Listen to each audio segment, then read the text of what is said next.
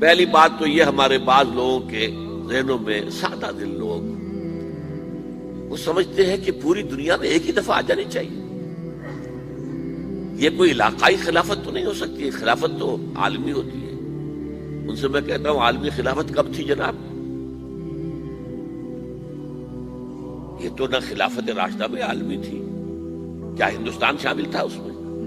کیا چین شامل تھا؟ کیا یورپ شامل تھا؟ اور سب سے بڑی بات یہ، اگر ایک دم پوری دنیا پر خلافت قائم ہو سکتی تو حضور کے دست مبارک سے ہوتی، لیکن نہیں ہوئی. نتیجہ کیا نکلا؟ ایک ملک میں حضور نے قائم کر دی ہے، جزیرہ نما عرب، یہاں خلافت قائم ہو گئی، حضور خلیفہ ہے.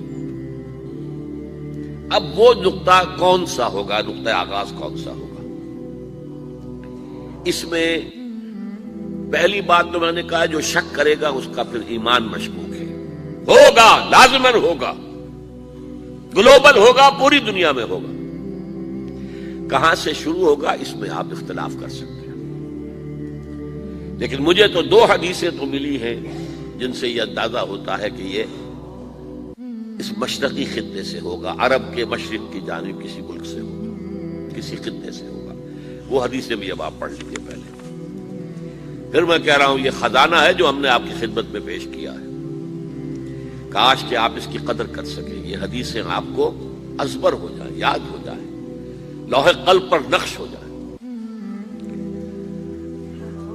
ہندوستان اور خراسان یعنی موجودہ افغانستان کا ذکر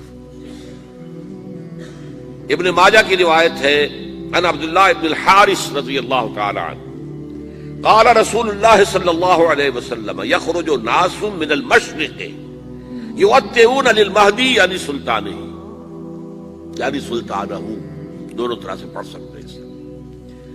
حضرت عبداللہ ابن حارث فرماتے ہیں رضی اللہ تعالی عنہ کہ حضور نے ارشاد فرمایا مشرق کی طرف سے وہ فوجیں نکلیں گی، لوگ آئیں گے جو عرب میں مہدی کی حکومت قائم کریں گے.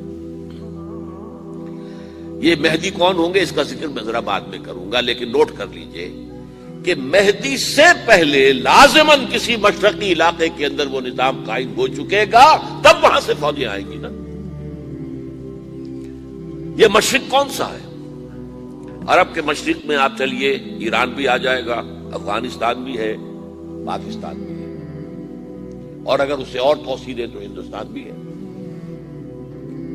یہ ہے عرب کا مشرق.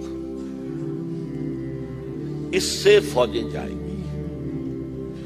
اس کا کیا مطلب ہے کہ اس میں سے کسی جگہ پر نظام خلافت پہلے قائم ہو جائے گا تاکہ وہاں سے فوجیں جائیں گی جو جزیرہ نما عرب میں حضرت مہدی کی حکومت کو قائم کریں گی. اب دوسری حدیث سنیے.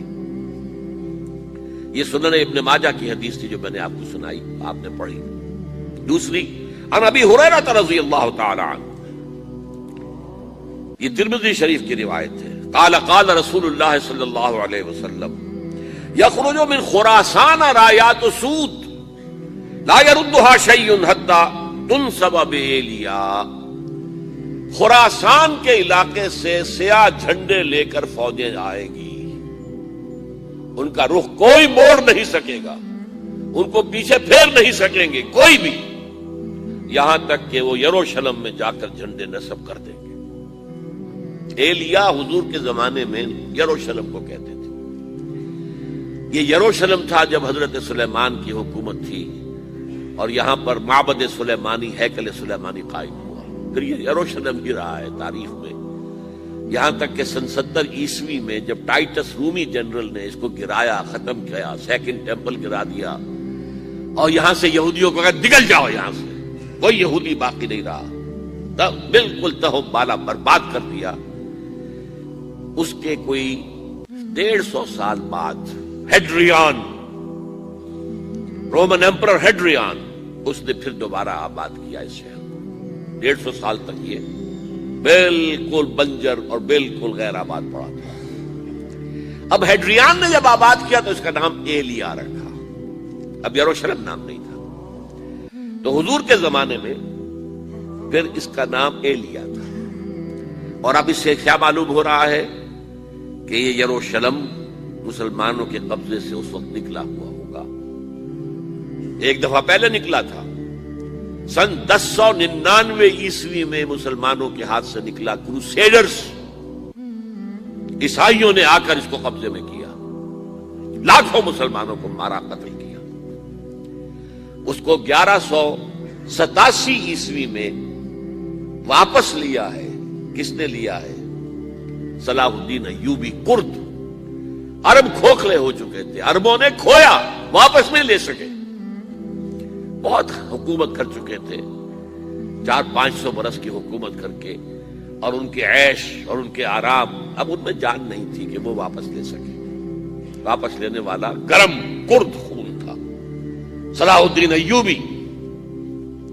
تو گویا کہ اب آپ سمجھئے کہ 88 برس تک عیسائیوں کا قبضہ رہا یروشلم پر۔ اب 1967 میں یہودیوں نے قبضہ کیا ہے، اور اب 38 برس تو ہو گئے، 88 نہیں تو 38 برس تو ہو گئے۔ لیکن وہ دور آئے گا کہ اب پھر لیں گے، لینے والے عرب بھی نہیں ہوں گے، خراسان کے علاقے سے فوجیں آئیں گی۔ یہ خراسان کیا تھا؟ ایلیا تو میں نے آپ کو بتا دیا، یروشلم کا نام ہے۔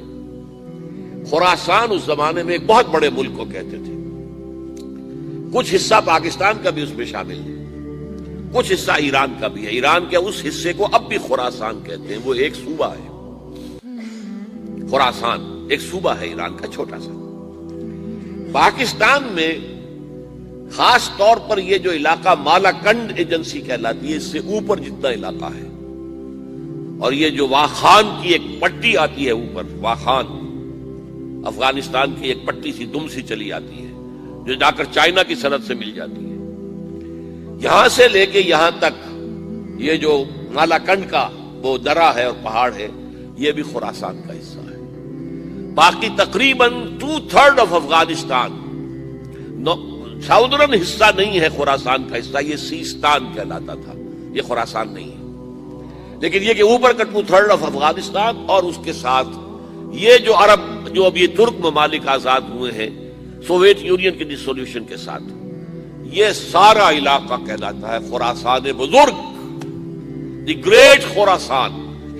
ایک مرتبہ ایک یہاں کا جو کاؤنسلیٹ ایران کا، وہ آئے تھے میرے پاس، ان کے ایک اہم آدمی، ان سے میں نے پوچھا خراسان، تو پہلے تو ان کا خراسان ہمارا ایک صوبہ ہے، میں نے کہا نہیں مجھے خراسان، او خراسان بزرگ، وہ جو آپ دی گریٹر خراسان کی بات کر رہے ہیں، وہ یہ تھا۔ پھر میں نے اور ذریعوں سے بھی تحقیق کی، پہلے خیال تھا کہ پورا افغانستان اس میں شامل ہے، لیکن اب معلوم ہوا کہ نہیں، یہ جو جنوبی حصہ ہے یہ سیستان کہلاتا تھا، کچھ بلوچستان کا حصہ اس میں شامل تھا، اور کچھ یہ جنوبی حصہ افغانستان کا۔ یہاں سے فوجیں جائیں گی، اور یہ فوجیں جا کر خراسان سے چل کر ایلیا پہنچیں گی، یروشلم پہنچیں گی، اور اپنے جھنڈے گاڑ